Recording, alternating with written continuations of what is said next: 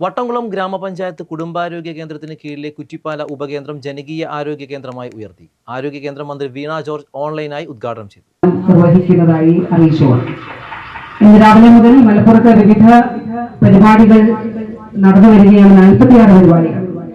ബഹുമാനപ്പെട്ട MLA-മാർ വിവിധ ഇടങ്ങളിൽ നിന്ന് ഇപ്പൊ കാളികാവിൽ അവിടെ നമ്മുടെ CHCയെ ആരോഗ്യ വകുപ്പിന്റെ പ്ലാൻ ഫണ്ട് ഉപയോഗിച്ചുകൊണ്ട് ബ്ലോക്ക് തല കുടുംബാരോഗ്യ കേന്ദ്രമാക്കി ഉയർത്തുകയാണ്. വണ്ടൂർ ബഹുമാനപ്പെട്ട AP അനിൽകുമാർ MLA-യുടെ മണ്ഡലത്തിൽ.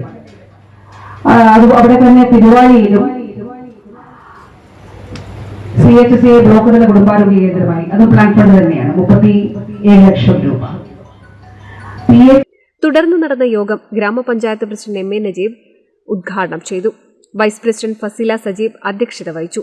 വികസന standing committee chairman Hasainar Nellissery, ആരോഗ്യ standing committee chairman Akbar Panachikkal, ക്ഷേമകാര്യ standing committee chairperson VP Sheeja, മുൻ ഗ്രാമപഞ്ചായത്ത് പ്രസിഡന്റുമാരായ Kazhungil Majeed, Sreeja Parakkal, KP Rabiya, ES Sukumaran, VP Anitha, KP Hajara, medical officer doctor Muhammad Fasal, MH secretary R Rajesh, R Veena, KG Neenu, KC Manilal, Satheesh Ayyappan, Sreeshma, Reshma Praveen, Sibeena, Vismaya എന്നിവർ സംസാരിച്ചു.